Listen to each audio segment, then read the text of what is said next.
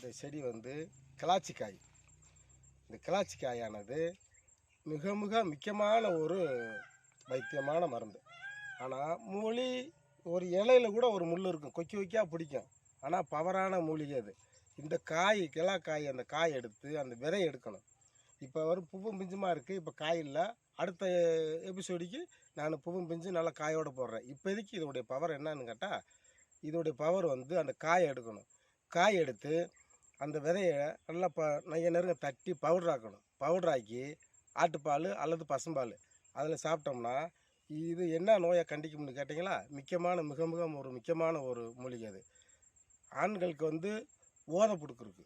ஓதை ஒரு சைடு வீங்கி ஒரு சைடு வீங்காமல் இருக்கும், இல்லை 2 பக்கமும் வீங்கி இருக்கும். அவங்களுக்கு வேதனை நடக்க முடியாது. அதை மேலே அப்ளை பண்ணி பாலில் ஆட்டுப்பால் அரைச்சி மேலே அப்ளை பண்ணோம்னா 3 நாளில் குணமாயிரும்.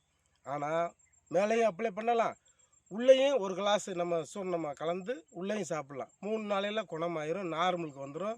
மறுபடியும் அவங்க என்ன செய்வாங்க, இயற்கை நிலைமைக்கு வந்துடுவாங்க. இது ஒரு 11 நாளைக்கு சாப்பிட்டாங்கன்னா அவங்க உடம்பு சுத்தமாக குணமாயிரும். இது ஒரு வாயு, அதை வந்து பார்ச வாயுங்கிற ஒரு வாயு. இந்த ஒரு ஏறுவானது இந்த மாதிரி அவங்களுக்கு குணப்படுத்தக்கூடியது இந்த மூலிகை. மூலிகை கிளாக்காய் அப்படின்னு, கிளாப்பழம் இது காய். இதோடைய பக்குவமான மூலிகை நல்லாயிரும்.